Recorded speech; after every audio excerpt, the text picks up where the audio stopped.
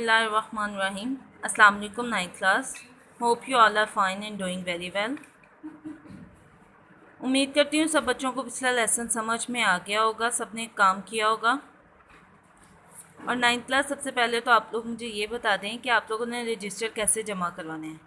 आप अपने ज़ुबान में समझा दें मुझे कि कौन सा तरीका है जिससे आप लोग रजिस्टर जमा करवा देंगे। मैं आपको वैसे ही समझा देती हूँ, क्योंकि मेरी ज़ुबान से तो आप लोगों को समझ नहीं आ रही, मैं शायद कोई और ज़ुबान इस्तेमाल कर रही हूँ। अब मैं आपसे गुजारिश ही कर सकती हूँ या आप लोगों के पाँव पड़ जाऊँ आके कि आप लोग ज़रा मेहरबानी फरमा के मुझे रजिस्टर जमा करवा दें ताकि मैं काम चेक कर लूँ आप लोगों का। आज हमारा इंग्लिश का लेक्चर नंबर 9 है और आज की हमारी डायरी है लर्न प्लस राइट एक्टिवाइज पैसिवाइज करने हैं हम लोगों ने, और 10 सेंटेंसेस होमवर्क में करने हैं। अब किस टेंस के एक्टिवाइज पैसिवाइज करने हैं हम लोगों ने, वो है फ्यूचर इंडेफिनिट टेंस। सबसे पहले हम लोग पैसिवाइज करने से पहले हम फ्यूचर इंडेफिनिट टेंस की जो है ना वो बेसिक पहचान और उसमें जो हेल्पिंग वर्ब यूज़ होता है वो हम लोग डिस्कस कर लेते हैं।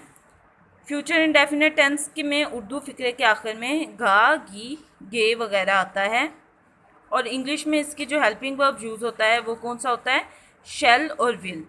शैल होता है आई और वी के साथ इस्तेमाल, और विल जो होता है बाकी सारे वर्ड्स के साथ इस्तेमाल। अब जो शेल वाला कॉन्सेप्ट है, शेल और विल वाला, वो चेंज हो गया। हम विल जो है वो आई और वी के साथ भी लगा सकते हैं, और शेल हम तब लगाते हैं जब हम लोगों ने किसी चीज़ पे ज़ोर देना हो, तब भी हम शेल का इस्तेमाल करते हैं।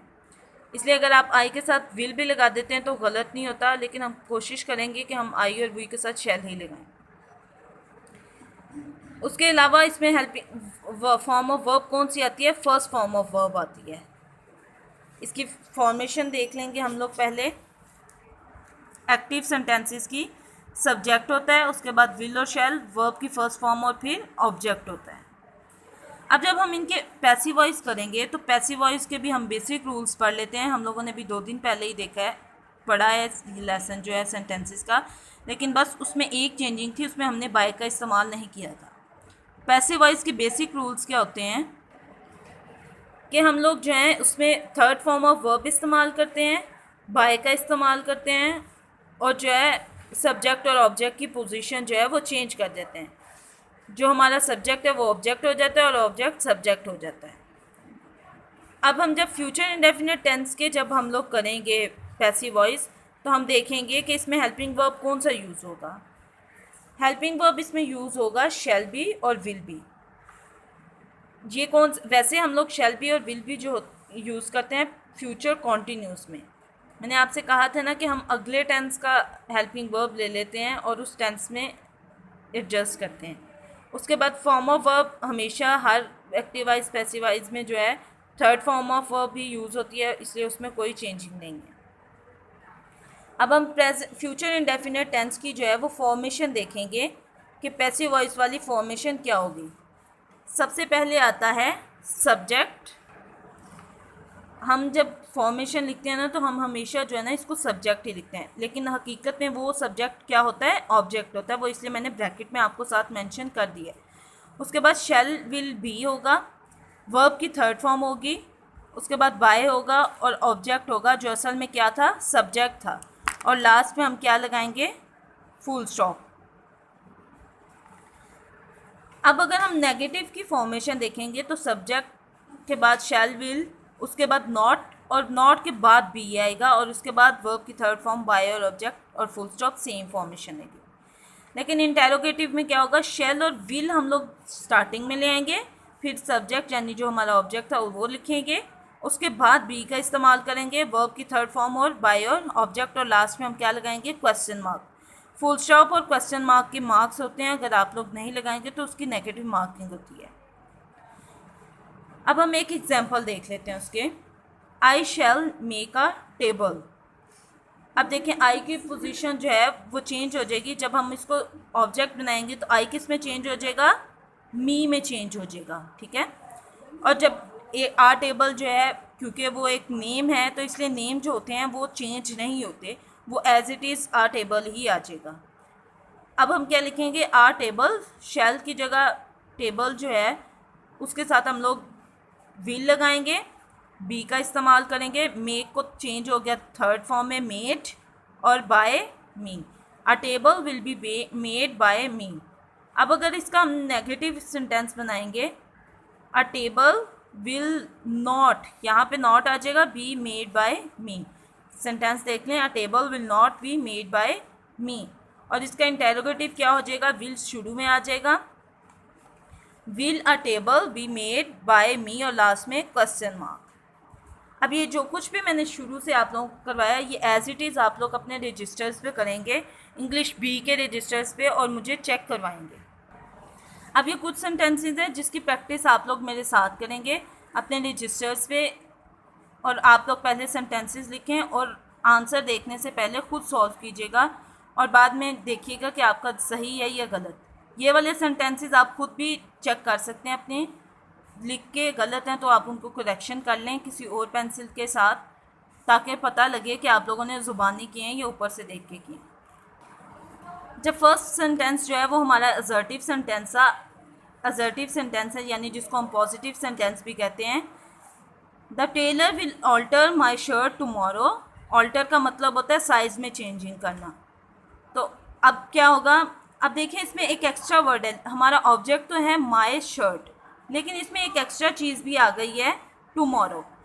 अब आप लोगों ने जब सेंटेंस चेंज करना है ना, तो आप लोगों ने जहाँ से सब्जेक्ट उठाया है उधर ऑब्जेक्ट लेके आना, और ऑब्जेक्ट की जगह पे ही सब्जेक्ट लेके आना, बाकी वर्ड्स में चेंजिंग नहीं करनी।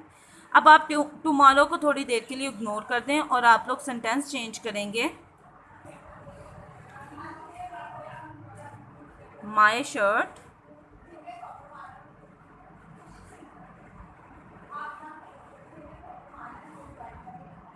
Will be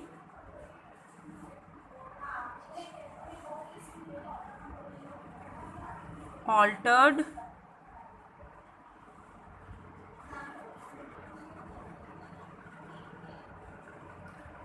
by the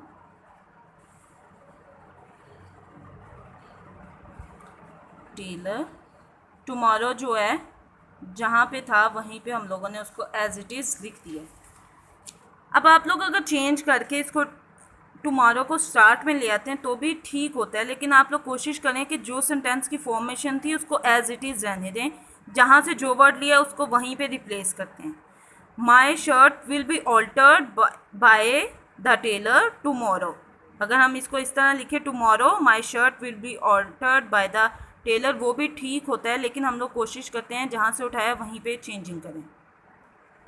next sentence है हमारा, she will design these papers.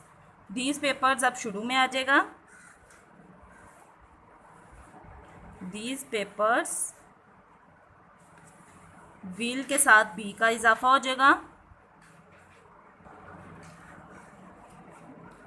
Designed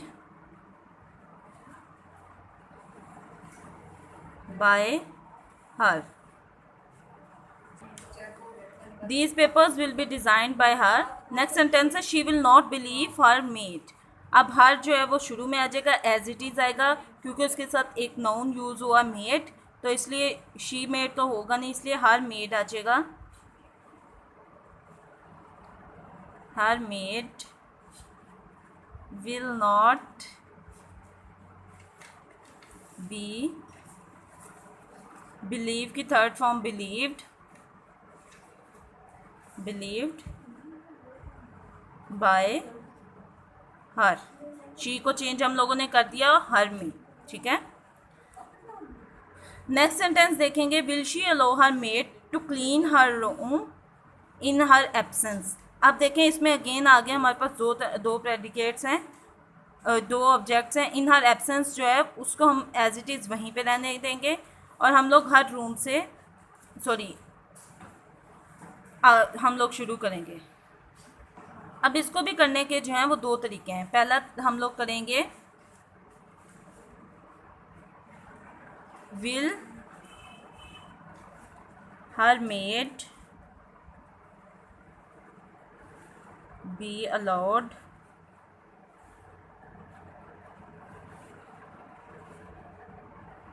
to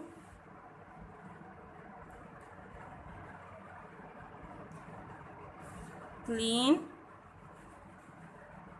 her room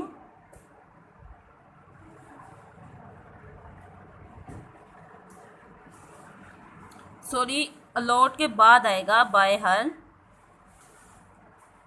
to clean her room in her absence.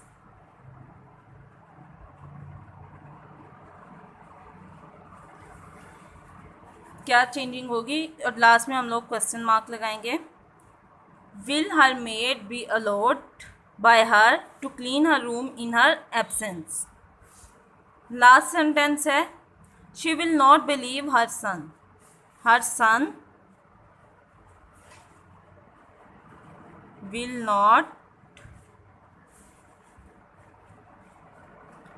B believed, BLIEVED, believed by her, last में full stop आएगा।